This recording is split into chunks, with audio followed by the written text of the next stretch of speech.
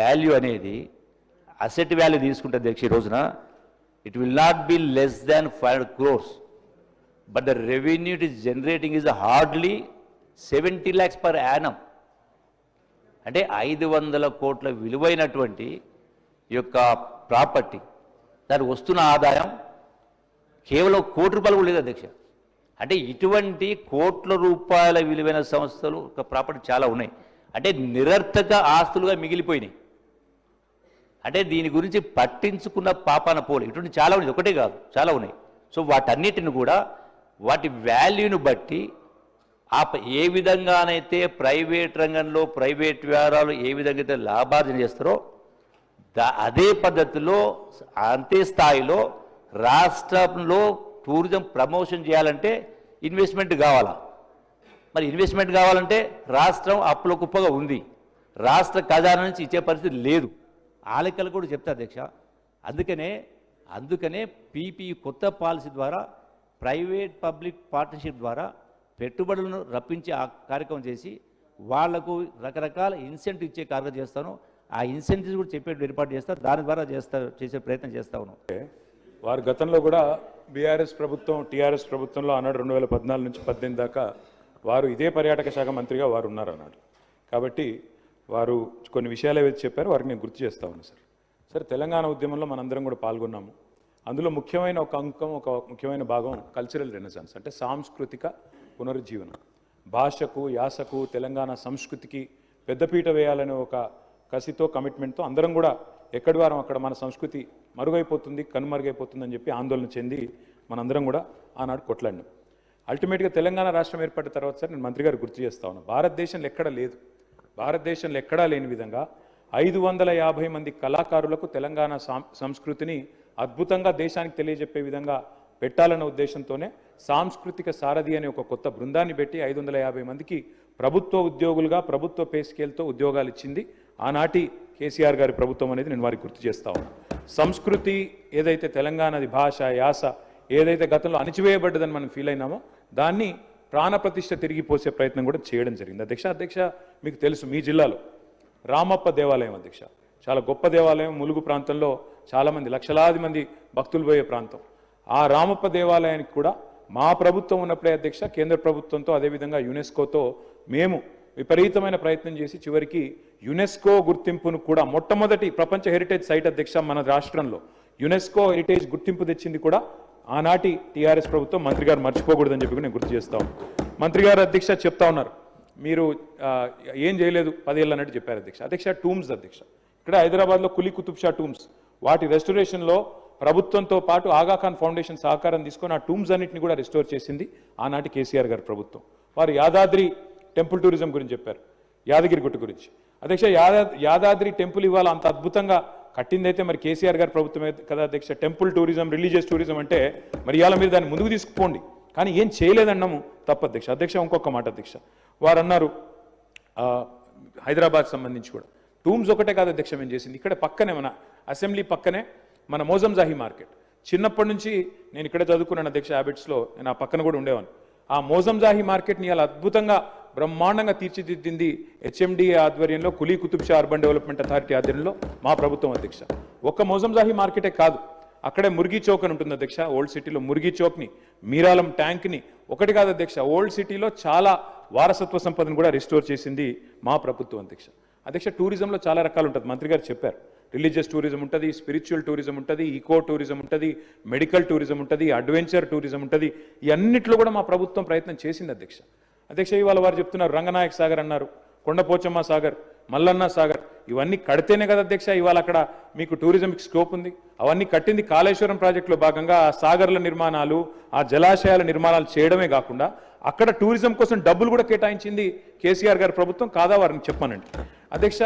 సంస్కృతి గురించి వారు చాలా విస్తారంగా చెప్పారు. ప్రపంచ తెలుగు మహాసభల అధ్యక్ష భారత రాష్ట్రపతి గారితో సహా అందరినీ కూడా భారతదేశ ప్రముఖులందరినీ ఆహ్వానించి ప్రపంచ తెలుగు మహాసభలు నిర్వహించిన ఘనత కూడా కేసీఆర్ గారి ప్రభుత్వం అనేది కూడా నేను వారు గుర్తు చేస్తా ఉన్నా అధ్యక్ష. ఒక మహాసభలే కాదు అధ్యక్ష, గ్లోబల్ ఆంటర్ప్రినర్షిప్ సమిట్ ఆనాడు ప్రధానమంత్రి నరేంద్ర మోడీ గారు, ఇవాంకా ట్రంప్ గారు వారందరూ వచ్చినప్పుడు 2017లో ఆనాడు మంత్రి గారు కూడా ఉన్నారు, ఇక్కడ మంత్రిగా ఉన్నారు, అక్కడ మంత్రిగా ఉన్నారు మాతో పాటు. అప్పుడు గ్లోబల్ ఆంటర్ప్రినర్షిప్ సమిట్ కూడా నిర్వహించాం అధ్యక్ష.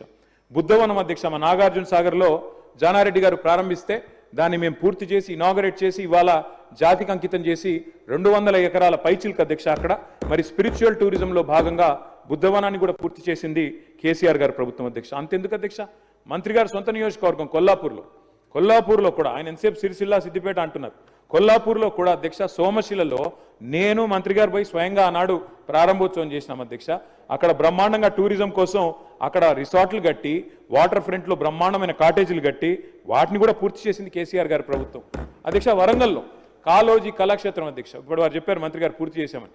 95% మేము పూర్తి చేసినాం సార్. ఒక 5% ఇక మరి పప్పంతా ఉడికినాక ఉప్పు వారు వేసినారు, గంట కలిపేసినారు, ఇప్పుడు మేము చేసినామని చెప్తున్నారు. సంతోషం అధ్యక్ష. అధ్యక్ష నేను ఒకటే అడుగుతా ఉన్నా అధ్యక్ష, నేను మంత్రి గారి నుంచి సూటిగా స్పష్టంగా అడిగేది ఒకటే అధ్యక్ష. ఇక్కడ డాక్టర్ బాబాసాహెబ్ అంబేద్కర్ విగ్రహం అధ్యక్ష, భారతదేశంలోనే కాదు ప్రపంచంలోనే అతిపెద్దదైన బాబాసాహెబ్ అంబేద్కర్ విగ్రహం 125 అడుగుల విగ్రహాన్ని పెట్టాం అధ్యక్ష. మరి ఎందుకు అది టూరిజం సర్కిట్లో పెట్టడం లేదు? ఎందుకు అక్కడ తాళాలు పెట్టి ఎందుకు ఆయనను బందీగా పెడుతున్నారు? ఈ ఏప్రిల్ 14th కన్నా కనీసం తెరుస్తారా? వివిధ రాష్ట్రాల నుంచి వస్తున్నారు, వాళ్ళ అంబేద్కరైట్స్ ఉంటారు, వాళ్ళందరూ వస్తున్నారు. మరి వాళ్ళకు కూడా అదొక పర్యాటక కేంద్రంగా మారింది. ఎందుకు డాక్టర్ బాబాసాహెబ్ అంబేద్కర్ గారిని బందీగా సంఖ్యలలో పెడుతున్నారు మంత్రి గారు చెప్పాలి. అదేవిధంగా తెలంగాణ అమర జ్యోతి అధ్యక్ష, తెలంగాణ అమరవీరులకు చిహ్నంగా మనం కట్టుకున్నాం, దాన్ని కూడా ఇంతవరకు డెవలప్ చేయట్లేదు. దాన్ని కూడా దయచేసి కన్సిడర్ చేయండి అధ్యక్ష. ఒక కంప్లీట్ చేస్తున్నా అధ్యక్ష, నేను సబ్జెక్టే మాట్లాడుతాను అధ్యక్ష. తెలంగాణ కవులు కళాకారులు గోరేటి వెంకన్న గారు మహబూబ్నగర్ జిల్లాకు సంబంధించిన ప్రజా కవి, అదేవిధంగా దేశపతి శ్రీనివాస్ గారు, అదే మాదిరిగా రసమై బాలకృష్ణ గారు, వీరందరినీ కూడా చట్టసభలకు తీసుకొచ్చింది కేసీఆర్ గారు కాదా అధ్యక్ష? అధ్యక్ష నేను వారిని మంత్రి గారిని అడుగుతా ఉన్నా అధ్యక్ష, స్పష్టంగా క్లారిఫికేషన్. మీరు చెప్పారు టూరిజం పాలసీ తెచ్చినామని. ఓఆర్ఆర్ని టీఓటీ పద్ధతుల్లో, ఓఆర్ఆర్ని ఔటర్ రింగ్ రోడ్ని టీఓటీ పద్ధతుల్లో మరి 33 ఏళ్ళకి ఇస్తేనేమో అది ఘోరమైన తప్పిదం అన్నారు అధ్యక్ష, చాలా పెద్ద స్కామ్ అన్నారు. మరి నేను అడుగుతా ఉన్నా మంత్రి గారిని, మీ టూరిజం పాలసీలో చెప్తున్నారు 99 ఏళ్లకు ప్రైవేట్ వ్యక్తులకు లీజ్ ఇస్తామని చెప్పి మీ టూరిజం పాలసీలో పెట్టినారు. మరి ఇది కరెక్టేనా? ఇది చేయవచ్చునా? అంటే 33 ఏళ్లకు ఓఆర్ఆర్ ఇస్తే అది పెద్ద స్కామ్ అవుతుంది. 99 ఏళ్ళు ప్రభుత్వ భూములు ప్రైవేట్ వ్యక్తులు, 99 ఏళ్ళు అంటే ఏంటి అధ్యక్ష? ఒక జీవిత కాలం, ఒక మనిషి జీవిత కాలం, అంటే పురాణాలకు రాసిచ్చినట్టే. మరి అదెట్లా కరెక్ట్ అయితే చెప్పాలా మంత్రి గారు? నేను అడుగుతా ఉన్నా అధ్యక్ష. చివరిగా నేను ఇంకొక మాట చెప్తా ఉన్నా అధ్యక్ష, నాకు మంత్రి గారు చెప్పింది ఏంటో నవ్వాలా ఏడవాలో తెలియట్లేదు. ఒకవైపు రాష్ట్రంలో 480 మంది రైతులు ఆత్మహత్య చేసుకున్నారు, పంటలు ఎండిపోయి ఏడుస్తా ఉన్నారు. ఇది పీక్ సమ్మర్, నీళ్లు లేవు, తాగునీళ్లు లేక గొంతెండి ఏడుస్తా ఉన్నారు. ఈ పరిస్థితుల్లో మే నెలలో ఎవరో, నిజంగా చెప్తా ఉన్నా అధ్యక్ష, నాకేం వేరే అభిప్రాయం లేదు, కానీ మిస్ వరల్డ్, మిస్ యూనివర్స్ అనే వాటికి ఎప్పుడో పోయింది అధ్యక్ష. వాటికి ఉండే ప్రెస్టీజ్ గతంలో ఇప్పుడు పూర్తిగా పోయింది. కానీ అదేదో పెద్దదో సాధించుకొచ్చినట్టు, అదే అంతర్జాతీయ ఈవెంట్ ఏదో ఇక్కడ జరిగితే ఏదో రాష్ట్రానికి లాభం వస్తుంది, మేమేదో అడ్డుకుంటున్నట్టు నేను అడుగుతా ఉన్నా అధ్యక్ష వారిని. మళ్ళీ మీరు సబ్జెక్ట్ డిబేట్ అవుతున్నారు. సబ్జెక్టు వారిదే సార్, వారే చెప్పిన మాట. ఏమన్నారు సార్ వారు? ఈ మిస్ వరల్డ్ పోటీల వల్ల క్లారిఫికేషన్ పోయి విమర్శలు. ఎస్ సార్, విమర్శ ఏముంది సార్, వారు క్లారిఫికేషన్ అడుగుతున్నా. మిస్ వరల్డ్ పోటీల వల్ల ఆదాయం వస్తుంది రాష్ట్రానికి, కొలువులు వస్తాయి, ఉద్యోగాలు వస్తాయి అన్నారు. ఎట్లొస్తాయి, ఏడికెళ్ళు వస్తాయి చెప్పాలని చెప్పి నేను కోరుతా ఉన్నా. నెంబర్ 1. నెంబర్ 2 అధ్యక్ష, నేను ఒకటే అడుగుతా ఉన్నా అధ్యక్ష, మిస్ వరల్డ్ కి 54 కోట్లు ఖర్చు పెడితే తప్ప అంటున్నారు. మరి ఫార్ములా ఈలో 46 కోట్లు ఖర్చు పెడితే దాన్ని ఏకపక్షంగా కేబినెట్ అనుమతి లేకుండా రద్దు చేసి అంత పెద్ద ఈవెంట్ ని, అంతర్జాతీయ ఈవెంట్ ని రద్దు చేసిన వాళ్ళు మరి ఇక్కడేమో ప్రభుత్వ డబ్బులు ఖర్చు పెడతాం కరెక్ట్ ఎట్లా అవుతుంది అధ్యక్ష? చివరిగా నేను ఒకటే అడుగుతా ఉన్నా అధ్యక్ష, ఇవాళ టెస్లా అనే ఒక కంపెనీ ఎలక్ట్రిక్ వాహనాల కంపెనీ అధ్యక్ష, భారతదేశంలో యూనిట్ పెట్టాలని చెప్పి ఎదురు చూస్తా ఉన్నారు. ఫార్ములా ఈ రద్దు చేసి అప్రతిష్టను మూతగట్టుకొని ఇవాళ 700 కోట్లు మొదటి రేస్తో వస్తే రాష్ట్ర ప్రభుత్వానికి ఆదాయం, ఆ ఈవెంట్ను మూర్ఖంగా రద్దు చేయడమే కాకుండా ఇంకా మళ్ళీ ఈ రోజు ఇంకో ఈవెంట్కు 56 కోట్లు ఖర్చు పెడుతున్నాం, తప్పెట్లయిద్దని మంత్రి గారు అంటే నేను అడుగుతా ఉన్నా అధ్యక్ష, ఇది మీ డబుల్ స్టాండర్డ్స్ కాదా? ఇది హిపోక్రసీ కాదా? ఫార్ములా ఈ వల్ల మేము ఆశించింది ఏంటి అధ్యక్ష?